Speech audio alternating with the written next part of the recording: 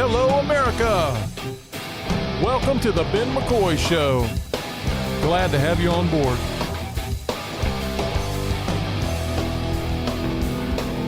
This is our first episode, and looking forward to it. This is it's going to be fun talking about politics and pop culture and life in America under the Biden administration right now, and there's plenty to talk about, so let's get started. A little bit about myself. I am professionally a marketing guy. I used to have a radio show, a local radio show in North Carolina that was a pretty popular show once a week on the weekend, dealing with local issues. I was a candidate for city council at one point, and so I really got involved in the local political scene there. But I've always had a passion for politics and pop culture and social issues. So I wanted to try my hand at podcasting and talk about some of these things with you. Hopefully we will be able to do a live format at some point. I'd love to get to the point where we can take live telephone calls and have a conversation with you. That's really what I absolutely loved about doing live radio several years back when I was doing that. And I loved hearing from the community and being able to talk back and forth. So that's really my goal. I hope to do that at some point. But until then, we'll do the recorded format, and I hope that you enjoy what you hear. I would love to hear back from you through email or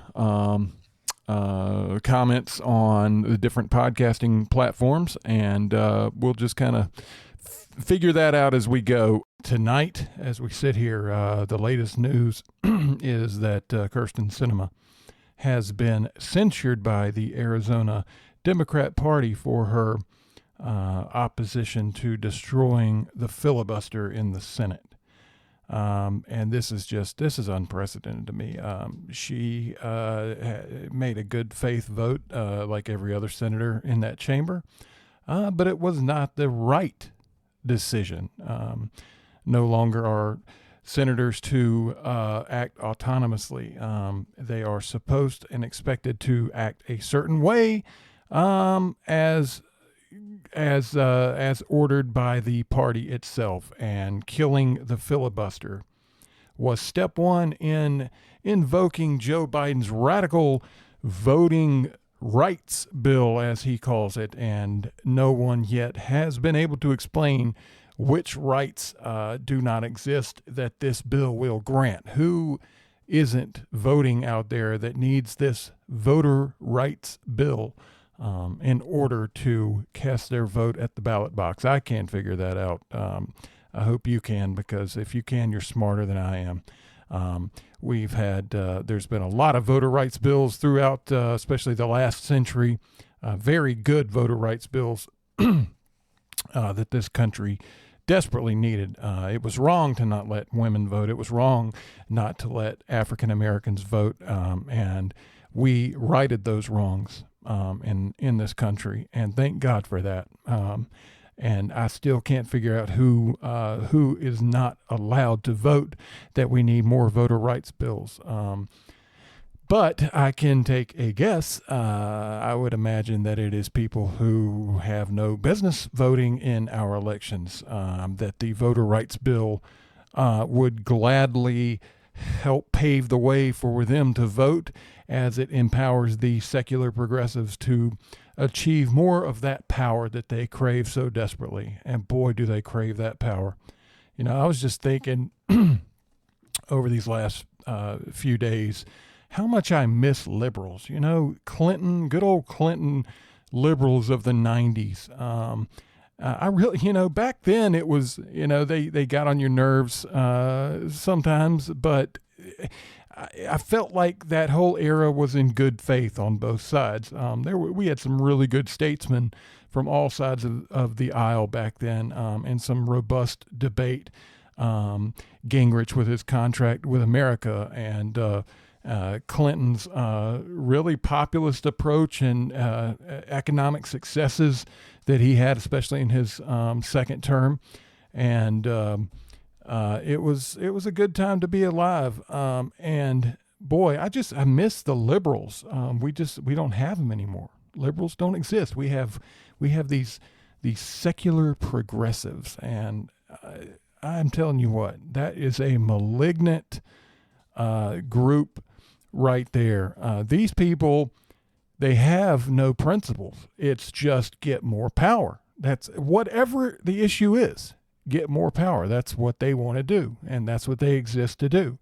And anything that helps them achieve that is a good thing. And if you don't agree with them and their means to get more of that precious power, well, then you're a racist. You're a fascist. You're just a terrible human being that deserves to be canceled and thrown under the bus. And you take, for instance, this voter rights bill, how it destroys voter ID laws and makes asking for ID to vote across the country makes it illegal. You have to have an ID to do just about everything in this country.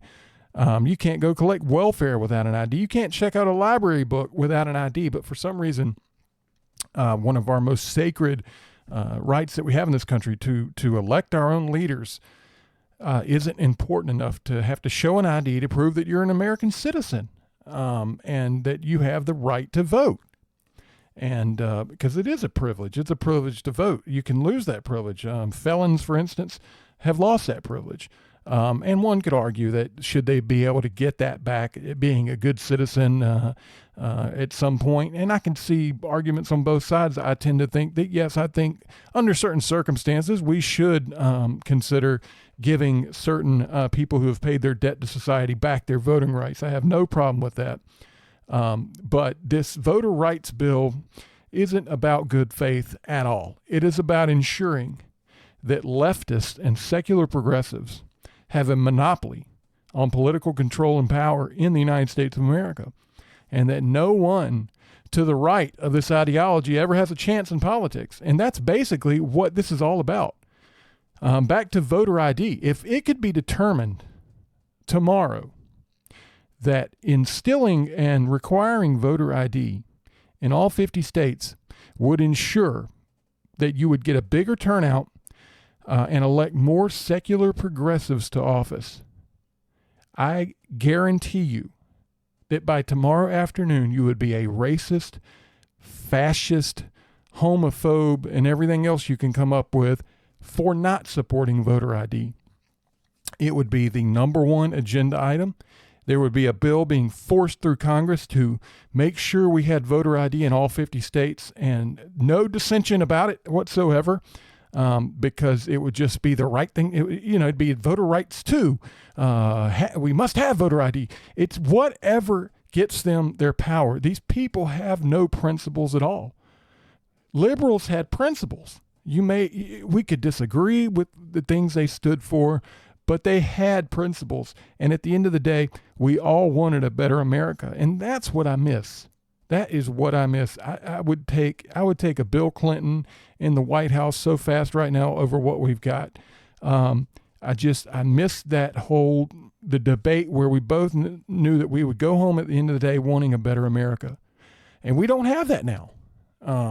We've got a lot of weak Republicans, a whole lot, too many spineless, feckless, weak Republicans that stand for nothing except for their own personal power. And we've got a few holdouts and standouts that do stand for something and that are great statesmen and women that are trying to hold up the American ideal. And then we have this whole gang of secular progressives, and a lot of them have just found their way in the middle of that cesspool. People like Joe Biden. Joe Biden's a perfect example. Joe Biden was a classic Democrat, liberal. He was always, a member of the Democrat Party who hung to the left a little bit, but had a lot of liberal ideas in the 70s and 80s and 90s. And now that he has found himself in the White House with the secular progressives running the Democrat Party, running the left of today, He's found himself a secular progressive with leftist secular progressive ideals that the Joe Biden of 1989 would be completely sickened by. I mean, he would have sickened himself with the things he is standing for today. And sicken the entire Democrat Party. I mean, the Democrat Party of the 80s would be entirely sickened by the Democrat Party of today. I fully believe that. It's just not the same Democrat Party. It's hard to wrap your head around how far left and how far these people are willing to go for more power. It's hard to pinpoint when all this started. The election of Barack Obama certainly was a catalyst to all of this. He was a pretty far left character himself, with some pretty far left ideas. And, we were all fascinated with the whole first black president thing. I think people of all political stripes were. I certainly was. I thought it was pretty cool before I knew much about him that we had this guy who was a serious contender for the presidency, a young, spirited black guy that could run this country. I thought, hey, great, now let's see what he stands for. Well, once we got him in office, we saw what he stood for, but it was supposed to always be good enough that he was the first black president. We were just supposed to see that and be glad enough about that and not ever look at his record. And if you did, you became a racist and a fascist and a homophobe, go down the list. And that's where things really got bad, because we said, wait a minute, we've always been able to judge our politicians by what they say and what they stand for and what their positions are. We've always been able to do that, right, wrong, or indifferent. We've been able to do that, and the next guy either agrees with us or disagrees, and we have a debate. But for the first time, you were a bad person. You were evil. If you disagree with the policies having nothing to do with the man, what he looked like, who he was, but his policies, strictly his policies. If you had a problem with his policies, you said, these are bad ideas for America. We should do this instead. Well, you're a racist because of that thought. And that's insane. I mean, but we allowed that to take a foothold because we were scared. We didn't want to be called a racist. Oh my God, a racist. I can't be a racist. I can't have people think that I'm a racist. And that's kind of how the opposition at that time operated under that whole premise. And the left saw that really worked very, very well. As soon as you start, wait a minute, let's look at the racist. As soon as we raised our hand and said, hey, let's take a look at this thing, immediately racist, and we sat down and cowered and we were quiet. And we were good little citizens that dared not speak out because lest we be racist, and we didn't want that. And that's how we had 8 years of that. And a lot of unsavory politics started to develop in that environment at that time. And it has only gotten worse. And Donald Trump was America's antidote at that time in 2016. We had enough of this progressivism that was taking root everywhere. And we elected the guy who said, the guy that stood up and said everything that we wished we could say from a national stage. Not as far right conservative. Donald Trump. I could go on and on about Donald Trump. I mean, I'm all over the place with Donald Trump. But Donald Trump, one thing that Donald Trump is not is a far right conservative. And he gets painted that way a lot by the people who absolutely despise and hate Donald Trump. But if you look at his politics, Donald Trump is not a far right conservative. He's not even a Reagan conservative. He's a populist. He's certainly got a lot of conservative ideas, a lot of good conservative ideas. He's a very good with economics and center right economically. Very sound populist economic policies. Very not neocon, not war hawk. The furthest thing from a George W. Bush you could possibly imagine. Trump doesn't fit the far right conservative bill. But the conservatives liked him because he was the first one to stand up on the national stage without cowering to the left and to say what we all wanted to say. That this is insane. Somebody's got to put a stop to it. We got to get America back under control and start worrying about getting our financial house in order and our economy and getting things on the world stage put back together where they should, and getting North Korea reined in, and stomping the crap out of ISIS and not putting up with any of their junk anymore. And he said all these things and didn't care what the left said about him. And we liked that. It wasn't because he was a racist, fascist, homophobe. It was because he said the things that we wanted to say. A lot of Americans from all stripes. I mean, he got a lot of Democrat support, a lot of independent support, people all over the center and the right. I mean, all over the place. He was a populist. Now, where Donald Trump went bad was the Twitter and he had no filter. We all know that. And I'm not here to, everybody's Monday morning quarterback Donald Trump and his presidency. And I don't really want to get into that. I said many times, I wish somebody would change his Twitter password and not ever tell him what it was, because I think that got him in trouble a lot. And I could have done without a lot of that. It really was ugly. And that really, I just hate it for him, because I think it put a really bad mark on his wonderful presidency, because if the way you measure presidents and what they accomplished in his administration and the things he did, I mean, he was a great president. Take his personality out of it. I know it's hard for people to analyze it, to take the Donald Trump out of Donald Trump, but if you could really, openly analyze that and just look at his policies and what he accomplished, I mean, it was amazing. With all of the hatred and vitriol that he faced every day, how he was able to rein in ISIS. I mean, we never even heard the word ISIS for all those years. North Korea was just a little lapdog. Putin was behaving. The world was in the palm of our hands. We had companies who used to be American companies that had become international conglomerates come back to America and repatriate all of their dollars and investment dollars and infrastructure and jobs. And I mean, gas was, for the first time, we were energy independent. We were a net exporter of oil for the first time in American history. I mean, if aliens came down from another planet that had no political leanings in American politics and looked at that administration, they would say that was just a wild success, that administration. It really, really was. And boy, do we miss that right now, because things are such a mess, because we have this spineless president caving to the left who really doesn't even know what's going on. I mean, Biden, the people closest to him must not really care much for Biden, because they surely don't take care of him. This is a man on the mental decline. He's aging. He's having a hard time keeping it together, and even forming a coherent sentence these days. And yet we're supposed to, he's our president and he knows what's going on. He doesn't know anything that's going on. And these policies, this pandering to the left, is coming from his handlers and the people around him. And it's the way that he believes he can maintain his power and his party's power. And it's just, this shift to the left is unbelievable.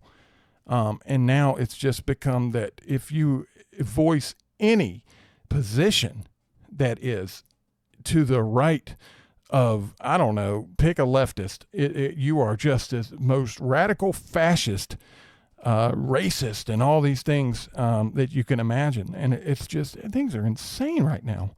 The wokesters, I mean, don't even get me started on wokeism and all of that nonsense.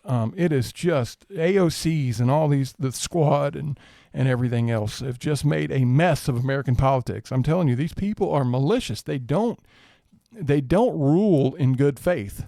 Their policies aren't in good faith. They exist to secure power and more power, and anything that gets them that power is in bounds.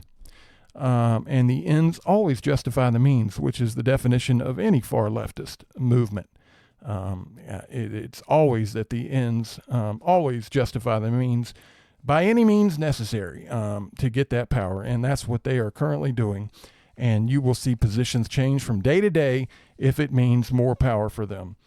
And so that's, unfortunately, I commonly say that liberals do not exist anymore. And that's a real shame, because, liberals and conservatives, the two sides, really kept America in check throughout the 20th century. And I think it's why we had the most prosperous century of any country in the history of the world in the 20th century. And among many other things, all of the scientific advancements and everything else. But politically, it was just we had a great balance of politics in the 20th century, and now things are just off the rails. It's crazy. But anyway, I just wanted to share some of those thoughts, and we're going to go into some other things here shortly. We're going to take a quick break. We will be right back in a minute. You're listening to The Ben McCoy Show. All right, welcome back to The Ben McCoy Show. We are so glad that you're here, and hope that you are enjoying what you're hearing. I wanted to get back to what I was talking about earlier about how there are no liberals anymore. What we have is today is progressives on the left, and we are seeing the fruits of that political movement everywhere. Right now, there has been some video that has surfaced of the Biden administration flying secret flights in the middle of the night into different communities, dropping off illegal immigrants without anybody's knowledge of anything going on. Local authorities are showing up saying, hey, what's this? What's going on? Nobody has any answers. There's just a bunch of illegal immigrants getting off of planes in communities across the U.S. and disappearing into the night. And these aren't little families hunched together and struggling to survive. I mean, these are young, healthy males of working age, primarily. The video that's out there, you could see, I mean, 9 out of every 10 groups is a 26-year-old male. Every now and then you'll see a child, unaccompanied minors showing up, which is a whole nother set of problems. I mean, who's going to answer for that? There's hardly any women. Where are the women? I don't understand that. But we're getting an influx of young men coming into this country without documentation and being assisted by the President of the United States and his bureaucracy, allowing this to happen. And it's happening everywhere. I know that the Attorney General of Texas is filing a lawsuit and going to be arguing in the Supreme Court. Hopefully he gets somewhere with that. But this is just, it's crazy what's going on. But you can see why this is happening. The left today has lost their mind. I think we can agree on that. If you're listening to this show anyway, then you probably agree with that. If you disagree with that, you wouldn't be listening to this anyway. What they need, the left wants to socialize this economy. They want everybody more dependent on government. They want to create an all-powerful government, and end individuality, and the self-governing experiment that the United States of America has been. And the quickest way to do that is to import a dependent and impoverished class into this country. Of course, one way to do it is impoverish your native population. And they're working hard on that. Believe me, there's, people getting more and more poor every day in this country and getting taxed to death, and jobs are going away. But the quicker way is to bring in and import a class of people who are dependent, who have no way of supporting themselves, don't have workable skills other than, there's a lot of labor skills that come in illegally. But as far as what creates a functioning, prosperous economy for people, we're not bringing those types of people into this country. We're bringing in an impoverished and dependent class. And that also ensures that they're going to vote to continue those programs, which are courtesy of the left. So the left is bringing in a voter class to keep themselves in power. This is all part of a concerted effort to drive us down into the depths of hell economically, which is what they've always wanted us to be. They want another socialist experiment on Earth, and this time it's going to be done right, just where it's failed every other time in the history of this world. But they've got it figured out this time, and that's what they want to do, and that's why we have so much progressivism taking root today. They hate this country and everything that we've always stood for, and they want to destroy it. And that's why I was pining earlier for liberals. I miss liberals in the sense that I do believe that most liberals had the best intentions in mind. They had different ideas, but we all wanted a better America at the end of the day. And you don't see that now. The left doesn't want a better America. They want more power. And whatever gets them that power, they justify as being the rational thing to do, no matter how destructive it is. And we see that everywhere we turn today. It's just, if you just compare to 20 years ago, things are so just insane. I mean, with every single issue, politics has just infected our lives, it seems, with everything. And you can't get away from it. And this voter bill that Biden is trying to force through right now, it looks like it's not going to pass with they weren't able to destroy the filibuster in the Senate. Thank God. We had a couple of Democrats, Sinema and Manchin there in West Virginia, who stood their ground and said, this isn't what's best for America. And it's the Democrats that gave us the filibuster in the first place. It's when it serves their goals, it's the best thing ever, and you're a racist, homophobe, bigot, whatever, for not supporting it. When they're done with it and they need to go the other way to accomplish what they want, then you're a racist, homophobe, bigot, whatever, for not supporting it that way. So whatever way the wind blows, if you don't get on board, you're a racist, homophobe, sexist, bigot, whatever. And then tomorrow it goes the other way and you're a racist, homophobe, sexist, bigot for not going. You see how this works? So you put your finger in the wind every day to see where the left is and what they need to do to get their power. And you get on board without asking any questions, or you're a racist, sexist, homophobe, bigot. And that's pretty much the recipe for being a successful leftist in this country today. And I'm not going to use the word liberal anymore. I'm going to try not to. You might hear me say it from time to time because it's so ingrained in my way of thinking, but we don't have liberals anymore. We have these secular progressives, and man, are they a malicious, malignant bunch. Man, I'm telling you what.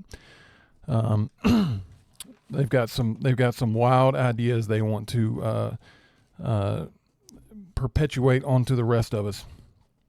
But I was looking at this voter bill because it's going to come back up. It's kind of there's some other things in the news right now, and Biden's voter bill is kind of taking a back burner. But we're going to see it. We're going to see it again. The voter rights bill, because it's all about voter rights.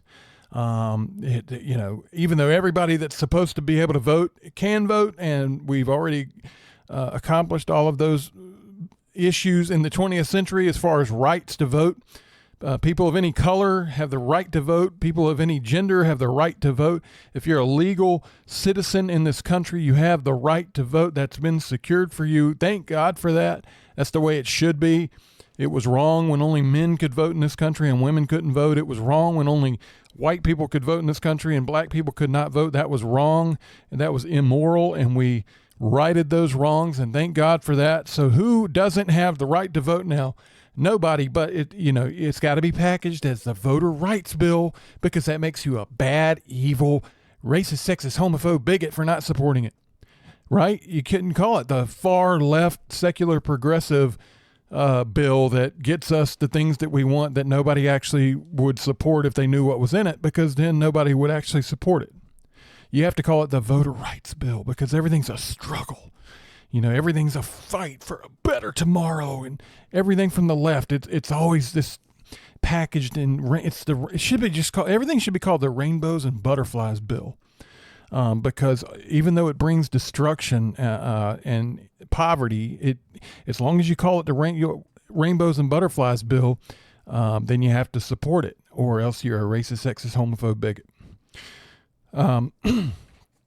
But what this bill would do is essentially federalize elections, take the states and their power out of handling their own affairs, which is a core 10th Amendment issue, that the states have the right to handle their own affairs, that if it doesn't interfere with the federal law and federal jurisdiction.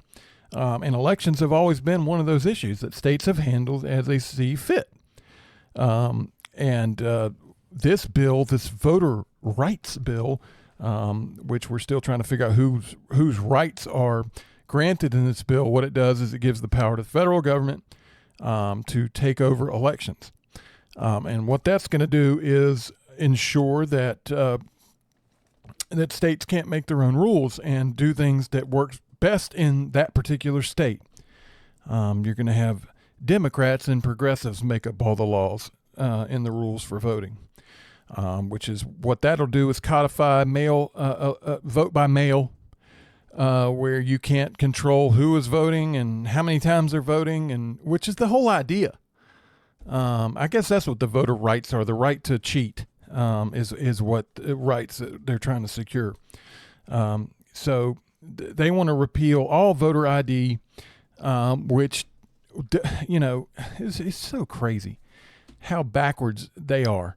What voter ID does is secure the right to vote. It tells people, it tells the who you are, and that you have the right, and that you are who you say you are, and that your right to vote is legitimate. And that's a voter right. And yet they want to take all that away so that you can be anybody you want and vote as many times as you want. The more cheating that goes into the system, the better the chances are for the left to maintain power, even when they are unpopular and the people do not want them in power. And that's the whole idea. I mean, let's face it, that's what all this is about.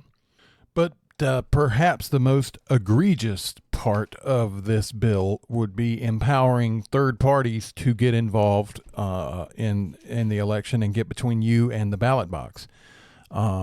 Biden et al. Wants to create a system where third-party political operatives, even campaign workers, can go house to house and collect these ballots, like your mail-in ballot. You don't actually mail it in. No, you fill it out.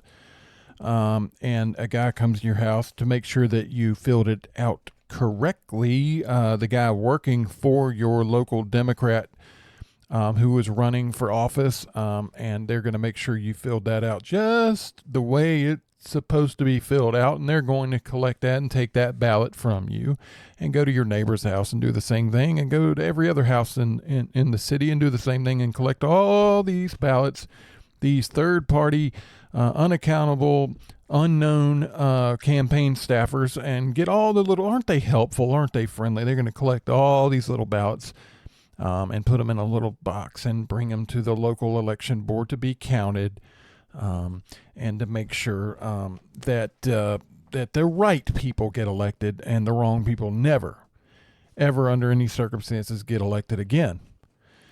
And that's what this bill actually codifies. It allows that to happen. Now, they're talking about how this bill is necessary for voter rights in the 21st century and to bring security to elections. And every piece of this thing adds insecurity to the elections. It pokes holes in the process everywhere.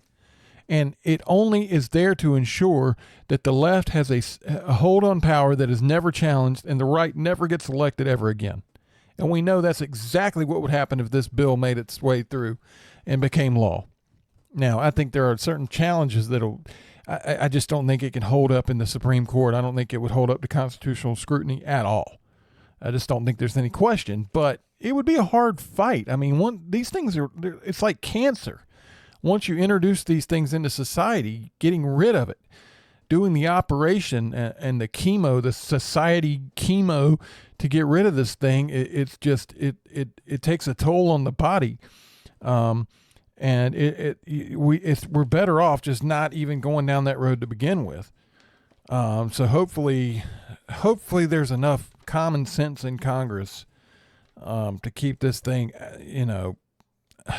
where it belongs, in the trash can. But we'll see. But anyway, I want to get on to some other things and talk about some other stuff. This Neil Young thing, I don't know if you've heard about that. Neil Young threatened Spotify. He said that it's either him or Joe Rogan. One of us has to go. There's not room on Spotify for both of us because he doesn't like some of the things Joe Rogan has been saying. And so he wants Joe Rogan off of Spotify, or he wants all of his music. Now, Mr. Young, I think you're in a tough position to make that demand right now in 2022. I mean, most people out there listening to Spotify don't know who the hell Neil Young is. We're not in 1972 anymore. Neil Young is not in the top probably 1,000 people being listened to on Spotify. Now, don't get me wrong. If you want to talk about his music, Neil Young, I'm a guitarist and a musician, and Neil Young's music has meant a lot to me throughout the years. I learned how to play. Some of the first songs I learned on guitar were Neil Young songs, and what a prolific songwriter that he is. I've always loved his music. But as a person, he's a weird guy, and his politics are crap, and he's pretty full of himself, and I really don't care for the man as a person at all. But it's funny hearing him give an ultimatum to Spotify when you have Joe Rogan, who is very popular across the board. A lot of people like Joe Rogan across lines politically, and I really respect him for that because he's not a far left guy. He's not a far right guy. He just kind of calls him as he sees him. It has an entertaining show and entertaining guests, and people from all over like listening to Joe Rogan. And I think that's really cool. He covers a variety of topics. It's not just politics down your throat all the time. He's talking about all kinds of different things. And people like that. And he's got a huge listener base, and he's always relevant. Every week there's something new, and there's, a lot of young people like him, a lot of older people like him. But Joe Rogan has got momentum right now where Neil Young's momentum ran out 40 some years ago. So Spotify's looking at the bottom line going, yeah, pal, I don't know if you want to do that, but it's kind of a no-brainer that if you're really telling us that you don't want to be on this platform, if Joe Rogan is on this platform, and to take your music off of it, if we're not going to remove Rogan, then, yeah, that's kind of a no-brainer. See ya. So they've done that now. Spotify has removed Neil Young's catalog off of their platform and left Joe Rogan in place, which was a smart business move. I don't think anybody ever doubted which way that was going to go. And Neil Young is kind of, I don't know what he think. Did he really think that they were going to say, "Oh my God, we could actually lose Neil Young. We better, kiss away millions of dollars in advertising with Joe Rogan and just to save Neil Young on this platform that a bunch of kids listen to that have never heard of Neil Young." I think these leftists actually think they overestimate their own importance. I don't know if you remember back before Trump was elected, all of these celebrities that people despise came forward and said, if Donald Trump gets elected, I'm moving to Canada, I'm moving to Austria, I'm moving to Thailand, whatever. And they really thought that people were going to go, "Oh my God, we cannot elect this guy because, we might actually lose Barbara Streisand. What if she moves overseas and we never see her again?" That's what they think is going through our heads. What's really going through our heads is, get out of my way. I'm trying to get to the voting booth because I want to ensure that these people I can't stand, I never have to look at them again or listen to them again because they promised me they're going to move away. I was kind of on the fence who to vote for before, but now I'm all in for Donald Trump because I can't take listening to these people anymore. Tell me how to live my life and what I should think and who I should vote for and everything else, and calling me a bad person, which is what a lot of these celebrities do. They think that because they're celebrities, they have a handle on life that the regular unwashed citizens don't have, and that we need to listen to them. And they overestimate their own importance, like Neil Young has done, and think that we can't live without them when, sorry, we do just fine without them and don't miss them when they're gone. So in Neil Young's case, it looks like he's off Spotify. So he's probably regretting that decision right now, because I'm sure that Spotify probably did more for Neil Young than Neil Young ever did for Spotify, as far as having his music out there. And people that do still, there is an older group of people that still listen to music online and Spotify, and I'm sure that his music was in quite a lot of playlists out there, even though it wasn't one of the top artists on the Spotify platform. But I guarantee you that was a source of revenue for Neil Young that doesn't exist anymore. all because he overestimated his own importance and out of his own narcissism, thought they couldn't live without him, and they're saying, we're just fine without you, pal. And so Neil Young is the one that ends up suffering in the end, but he brought it on himself. So, but you know what is so funny about all of this? Neil Young, I mean, the product of the 60s guy, Mr. Rebel. You look at some of his old concert footage in the 60s and 70s. I mean, this is one of the original Rebel rockers, man. All about sticking it to the man, questioning authority, and all this stuff. And now he's Mr. Don't question authority. Listen to the government. Comply. Be a good citizen. Don't ask questions. Don't think for yourself. I just don't know how these people made this transition. There's so many leftists of old that became leftist progressives today, and they're completely different. I mean, they're diametrically opposed to where they used to be. And yet they claim to be, it's some kind of awakening. It makes no sense. The Neil Young of the 60s and 70s is not the Neil Young of today. The whole thing with Joe Rogan was he didn't like Joe Rogan's position on questioning coronavirus and what the CDC is telling us and everything about the pandemic. And Neil Young didn't like that at all. You're supposed to listen to what the government says and the CDC, not ask any questions, and be a good little citizen and comply and obey. Comply and obey, comply and obey. That's the Neil Young of today. The Neil Young of yesterday would beat the crap out of the Neil Young of today, because the Neil Young of yesterday was all about not listening, not complying with authority. I mean, one of the original Rebel rockers, man. You can't call him that anymore. So that is so true for so many of these people. What happened? The hippies of the 60s, man. Today, they're the progressives of today, and they're just, God, how do they live with themselves? How do they justify that? How do they justify where they are today from where they used to be? Against authority, question authority, and all that stuff. And now it's just all about being a good little soldier for the government and not using your brain and just obey authority, never question authority. That's today's progressive, yesterday's hippie.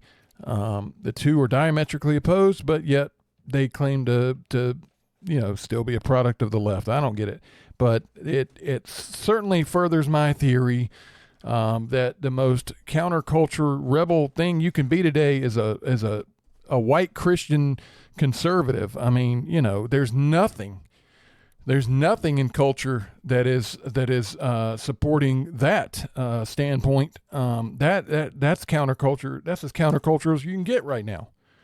That's today's rebel.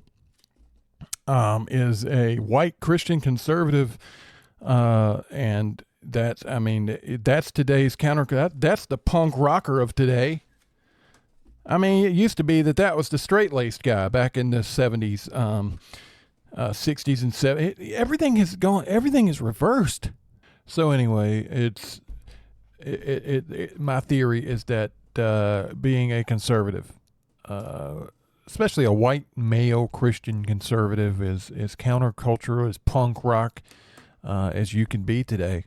And I mean, that's kind of funny, really, because decades ago, that was the man, right? That was the local preacher, and all the rebellious teens would rebel against that guy.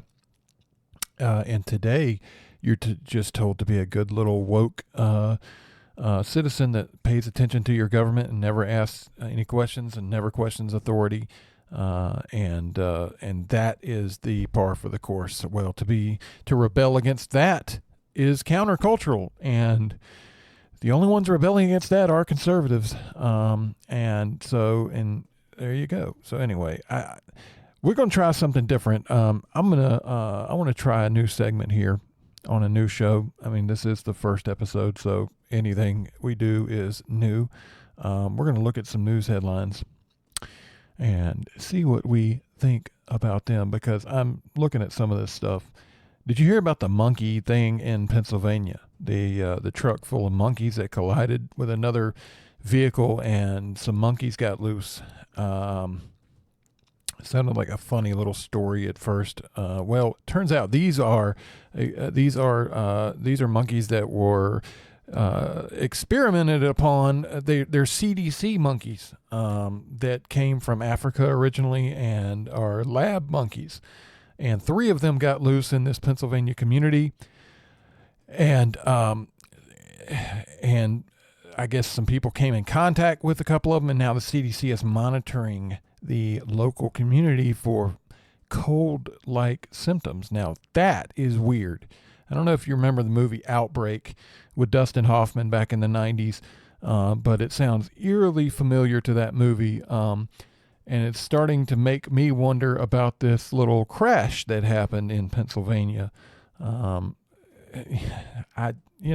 knows? 3 monkeys get out. It happens to be out of all the vehicles on the highway, this thing carrying the lab monkeys crashes and 3 monkeys get out. And then lo and behold, the CDC is monitoring for cold-like symptoms. That's scary stuff. What do you mean cold-like symptoms? What disease are we talking about here?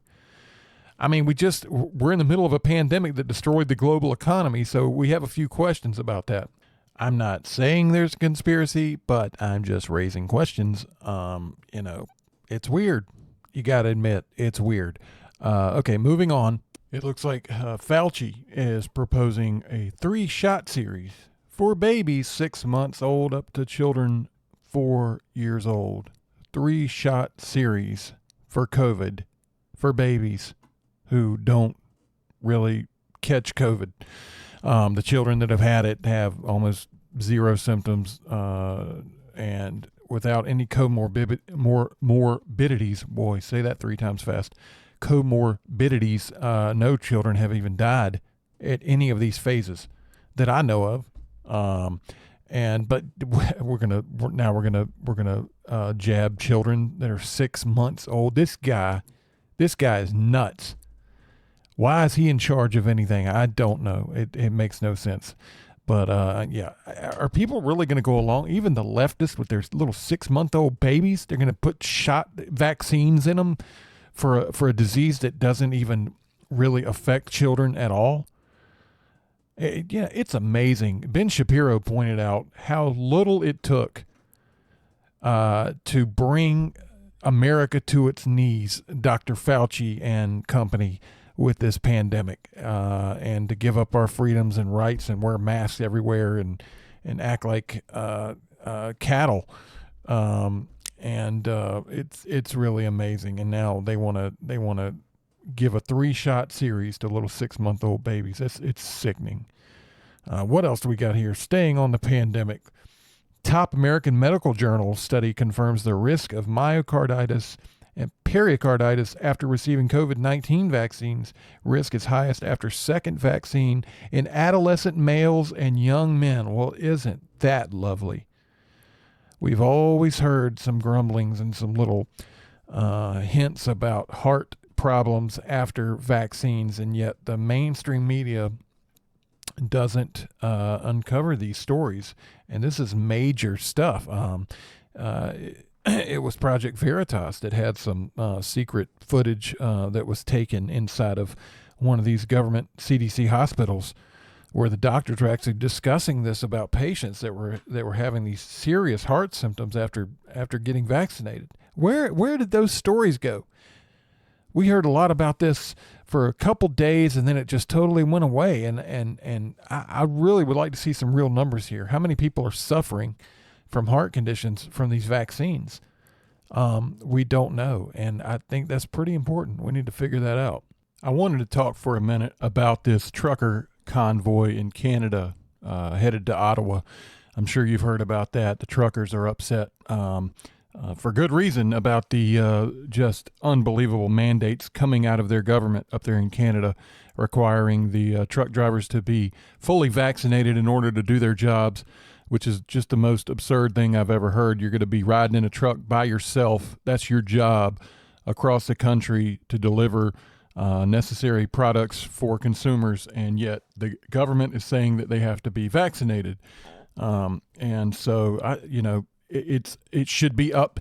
to everyone, if you want to get vaccinated, I mean, we've been told for 40 years by the left, my body, my choice. But yet when it comes to this pandemic, suddenly that goes by the wayside and we have to listen to the government tell us what to do with our bodies and what to put in our bodies. And that's fundamentally wrong. So I'm on board with the truck drivers, but it's so funny reading some of the comments on the internet, some of these people that are just so triggered by the honking of the trucks and the long convoys that are disrupting people's lives as they're trying to stay asleep there in Canada, and the truck drivers are honking for their freedom, and there's some people there that aren't too happy about that. But what this really makes me think of is that the left is so full of it. I mean, here we are, these leftists that have aligned themselves with the government, getting upset that the workers have united. And isn't this what we've always been told about, that the left was all about, was uniting workers? And, I mean, the very root of communism is the Workers' Party, right? So here you have a grassroots uniting of the workers themselves against government overreach and government mandates. And now the leftists up there are upset. They're saying, no, you must listen to your government masters and do as they say.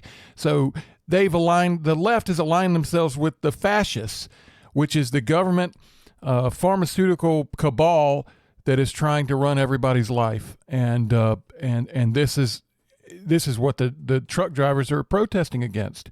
They're saying, leave us alone, let us do our jobs like we've always done, and don't tell us what to do with our own bodies, because we know what's best for ourselves. And I believe that we all know what's best for ourselves and our families.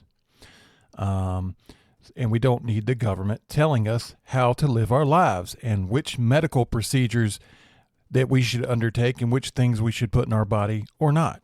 That is up to each individual to decide for themselves. And I hate being called an anti-vaxxer for that. I'm an anti-government mandate person. If you want to get a vaccine, more power to you. There should be nothing that stops you from getting that vaccine. An anti-vaxxer would say, no, don't get the vaccine.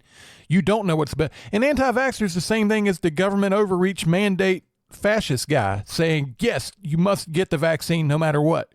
An anti-vaxxer says, no, you cannot get the vaccine. You should not get the vaccine. Somebody should stop you from getting the vaccine. And I don't know of anybody that's like that.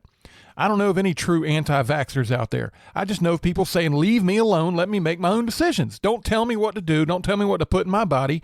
That's not an anti-vaxxer. That's someone saying, I choose not to do this. If you choose to do it, go for it. More power to you. You have my full support. But I ask for your full support when I say this isn't what I want to do to myself and to my body. And I thought that's what the left was all about. It always used to be, again, back to the liberal versus progressive thing. Liberals used to be all about that. Liberals would say, my body, my choice. You do what's right for you. I'll do what's right for me. We'll leave each other alone. And we'll be neighbors at the end of the day, and everybody, live and let live, right? Not anymore. You have progressives now. The progressives, are the new fascists. They like to say the right is the fascist. They are masters of projectionism. They always project. I've mentioned it before. They project what they are onto you. That way it gets the focus off of them and puts it onto you. It's also called gaslighting. These guys are masters of gaslighting and projection. They are the fascists, the ones aligning themselves with government power, saying you must do what the government and Emperor God Fauci is telling you to do, or else we're going to come get you. You're not going to be able to go to movie theaters and restaurants and do the things in your daily life that you're accustomed to doing unless you obey your government overlords. That's fascism. Who has that message right now? Is it the right? No, it's the left. So it is the left that are clearly the fascists, and the right is, for the most part, in favor of freedom. And that's what you see in today's modern society. The right is the Freedom Party, and the left is the Fascist Party. And this pandemic exposes that more clear than anything I can think of in the last 30 years. So the side that's telling you to obey your government overlords and your government masters and what the CDC is telling you to do, and don't think for yourself, don't make your own decisions, that's the fascists, not the right, not the so-called anti-vaxxers, which aren't anti-vaxxers at all. They're just people saying, leave me alone, let me make my own decisions, you make yours, and we'll go our separate ways. And while I'm on the subject, this reminds me, they say if you don't get the vaccine, you're not doing your civic duty to society to keep others safe.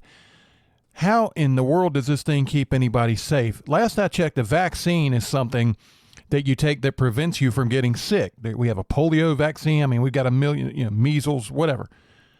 These things work. You get vaccinated and you are prevented from getting that illness. This thing doesn't do anything of the sort. I mean, the best case that they say at this point is that it helps you have a little bit less of a hard time when you get COVID. In some cases, it actually gives people COVID that they weren't even going to get in the first place, probably. And then not to mention all the heart issues that are coming out with people, especially in young men, that they're starting to see now. This thing is a disaster. But the one thing it's not is a vaccine, because a vaccine, it keeps people from getting sick, and this thing does not do that. It's just weird. I mean, what is all the push for this half-cocked so-called vaccine that doesn't work? And how did they get society to bend over so easily and divide everybody into sides where you have the finger wagger saying, you better get your vaccine or you're a bad person, when this thing doesn't even work? And it causes so many problems. And if it did work and you've got your vaccine, then why do you care if I have mine? Because you're protected, right? You've got your vaccine. I can't get you sick if in normal circumstances, if it's a vaccine that functions properly. So it shouldn't matter. I mean, how am I doing my part to society? It seems like that would just be my own issue. If I'm not getting a vaccine and I get sick, that's my own problem, right? I don't see how that affects you if the vaccine works, but we know the vaccine doesn't work. So anything goes, I guess. But all these mandates sure are odd coming from the Biden administration that promised us that there would be no mandates. I don't know if you've heard those sound clips, but just about everybody in the Biden administration in the beginning said no, we're not, including Fauci, said no, we're not going to do mandates. That's a government overreach. Government has no right to tell people which vaccines to get. And yet here we are. So they clearly are liars. They are clearly pushing this thing that doesn't work.